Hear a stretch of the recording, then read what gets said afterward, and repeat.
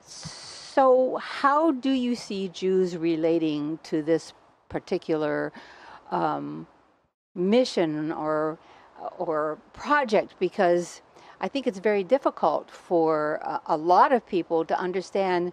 I always call progressives PEPs, progressive except Palestine, but that's not how you see it. I'd like to know how you see Jews fitting into this equation. I think that Jewish people,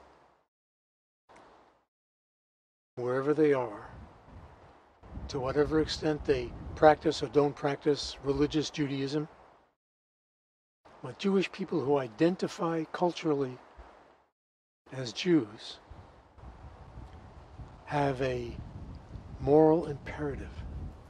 They have a special role to play in bringing justice to Palestine and to Israel. We bear a tremendous special burden because it's our people who are committing the crimes. It's my uncle, it's my brother-in-law, it's my insurance man. When I look at the people who are committing those crimes and I see the IDF killing people or smashing kids' heads, that's my cousin doing that. And I have to do everything I can to open his eyes and open their eyes and stop them. I also think that the Jews of America, religious or not, have ultimate culpability in the destruction and genocide that Israel has committed in Palestine because they support it, they finance it, and they don't want to hear anything that would disturb their chosenness and their specialness and the fact that they can do whatever they want. So I see that Jews, religious or not religious, Zionist or not Zionist, just people who identify as Jews, they must rise up even more strongly, even more efficiently, even more with more zeal than other people, because we have a special responsibility to bring justice. As far as how I see Jews in this equation, I don't know. I don't know really what that means.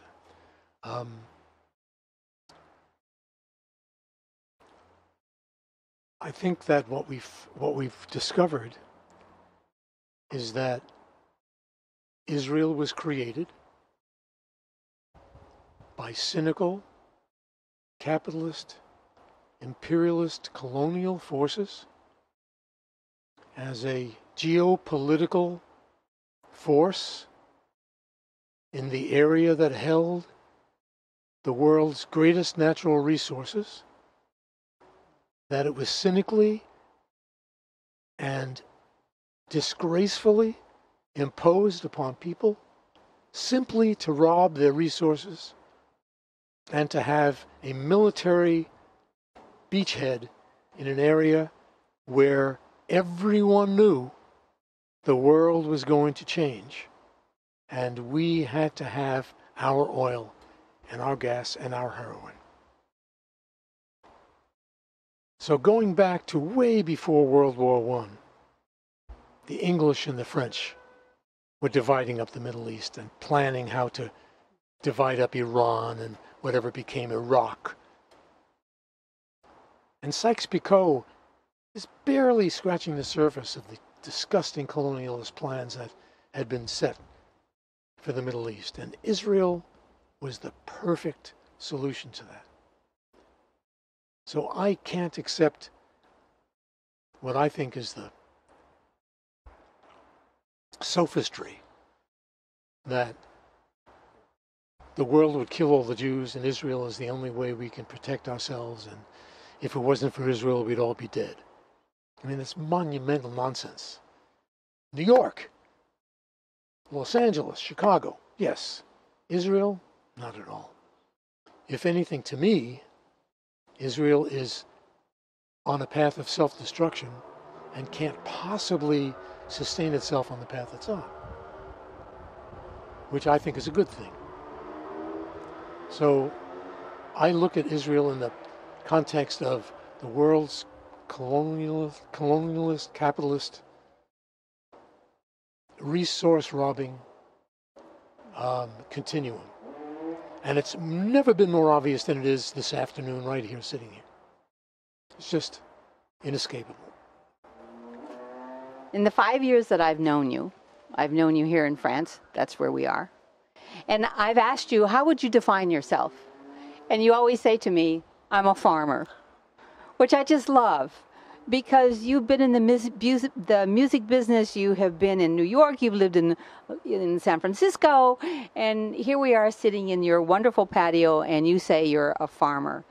If you had anything that you would contribute to making the relationship between Israelis and Palestinians better, can you answer that as a farmer?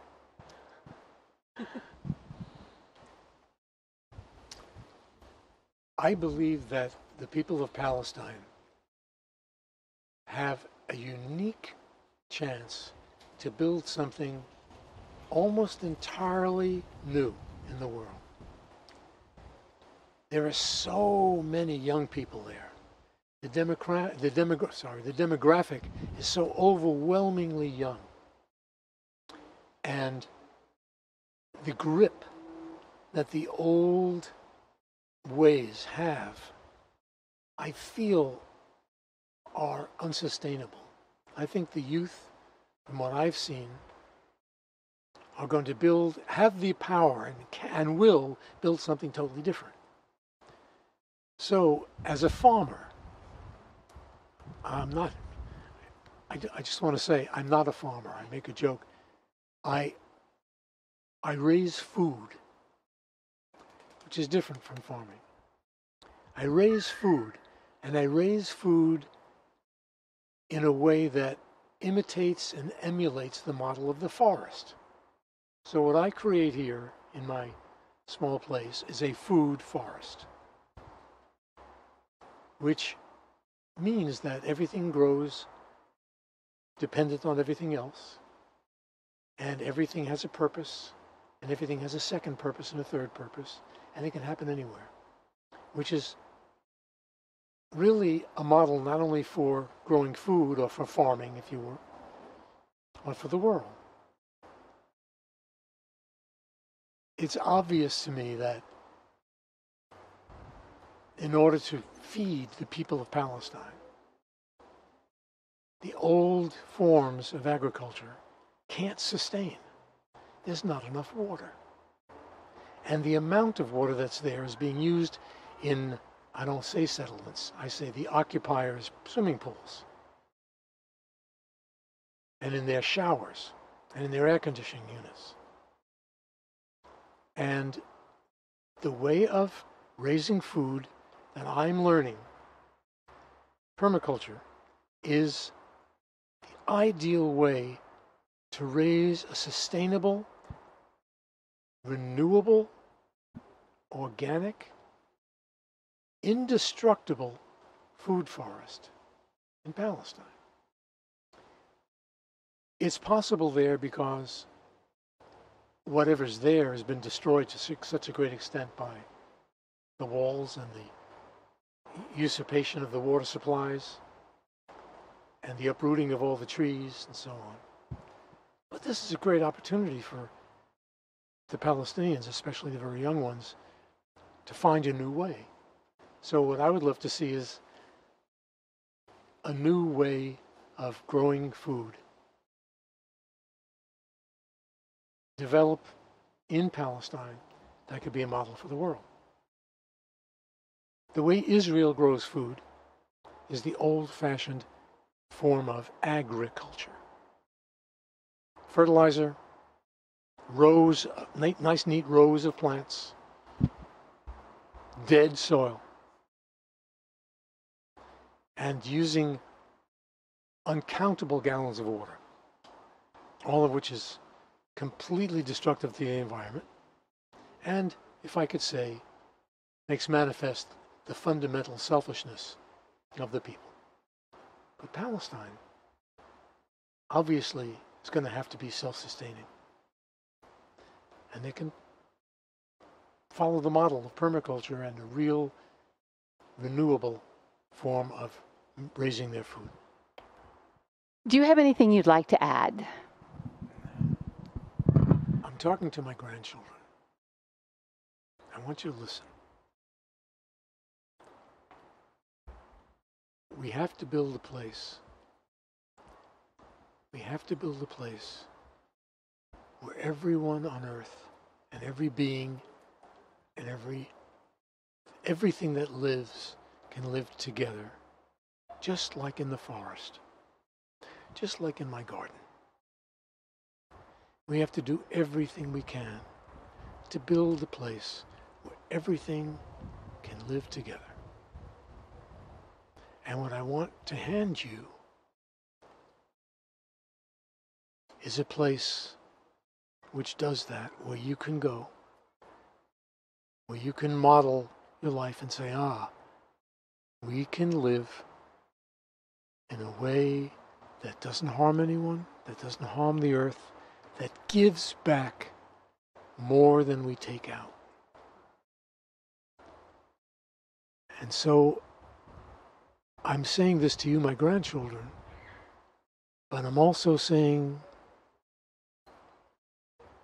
to all of my family, all of my friends, who I really can't talk to about Israel and Palestine, because the minute I start talking about it, rage rises up. What Israel is doing in your name is not only destroying and killing, murdering hundreds of thousands of people, but it's destroying what you love the most. It's destroying Israel, and it's destroying Judaism. If you really love being Jewish, if you really love Judaism, if you really love Israel, you have to build a sustainable, loving, harmonious way to live. Because what you're doing is unsustainable and will ultimately destroy Israel and Judaism in the world. No matter how many children those occupiers have, they can't conceivably keep up with the growth rate of young people in Palestine. And 50, 100 years from now, they won't be in Israel. I mean, it's patently obvious. The only way it can be is a complete fortress. Anyway, it's interesting to draw a comparison between France and Israel, because in my experience, French people have the same sense of chosenness and specialness that Jews have. They feel special. They feel exalted. They have a certain pride. I love it because it doesn't harm me. I find it charming in some extents, and it gives French people, not to generalize, but it gives French people a sense of their value. They won't take any nonsense from other people because they're special and they're chosen, really. Mm-hmm. And they will not accept being stepped on, rolled over, cut off on the freeway, whatever it is. Someone cuts in front of you online, it's a major deal. Because everyone really feels their individual, personal specialness, which is also arrogance. And it's very much the same as Israelis and Jews. They have a specialness that pervades their daily life.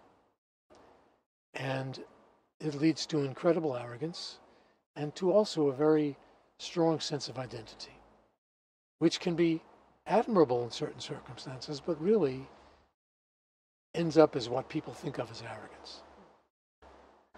When France went into Africa, North Africa, West Africa, and committed their resource war atrocities in the 19th century and the 20th century, and now still in the 21st century, they didn't do it because they wanted to spread Christianity or because they wanted to elevate the lives of the victims. They did it because there were things that the people there had that they wanted. And they had what they wanted, and the French believed that they were entitled to take whatever they wanted because, after all, they were the superior. They were the chosen. And they simply took whatever they wanted and continue to take whatever they want because they deserve it. Because rightfully, the people who own it aren't doing anything with it anyway. And it's much better in the hands of people who really know how to use it. And if you take the invasion of Mali, it was about Niger. It's about uranium. It's not about the northern part of Mali where there are people who've been subjugated for centuries. And you see now that in France, there's an entire class of third generation, fourth generation Algerians whose parents actually supported the French in Algeria, fought with the French against the Germans, worked on their plantations, canned their peas, pureed their apricots, and were forced to leave in the early 60s and came here to be put in concentration camps. 76 camps in France for the Harkis, one of which is right over the hill from my house. And these people, North Africans, came here to escape because if they'd stayed, they would have been executed because they supported the French. Well, France was happy to have them because in the 60s, they needed cheap labor. 70s, and then these North Africans made a big mistake. They got married, they had children, they raised families. They started to proliferate. They became numerous. Big problem. And now we have third generation who are very well educated, speak perfect French. After all, in the French education system, you're identified as a French person. You're not identified as an Algerian.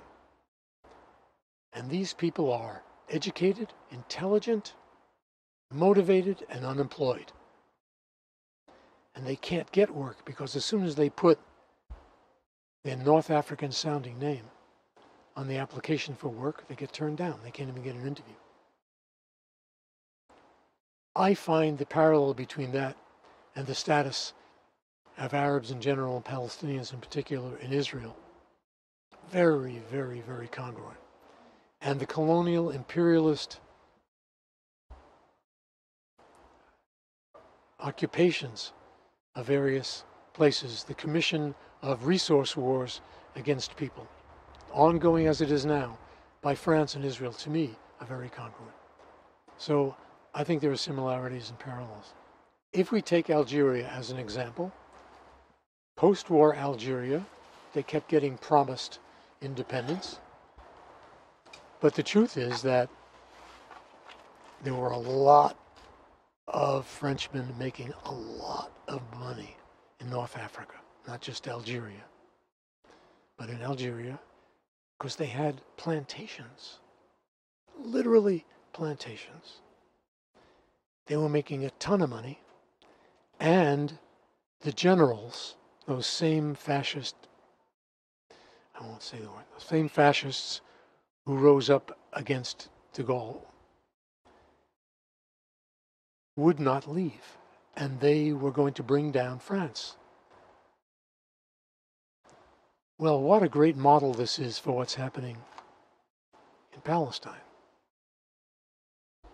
There are people making money, and they're going to make more money. Jews are making money. Israelis are making money.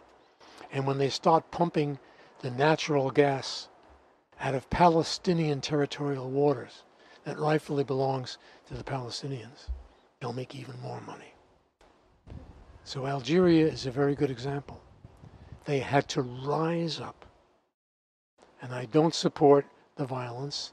I certainly don't support Boumediene, and I certainly don't support what ultimately happened in the bloodbaths.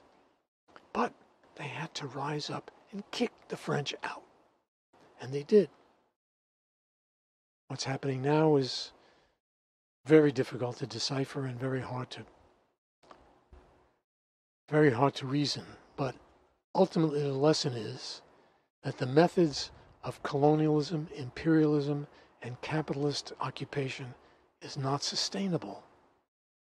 And ultimately, those people will be thrown out. And ultimately, Israel will be thrown out. Israel will have to leave and, in my opinion, won't survive.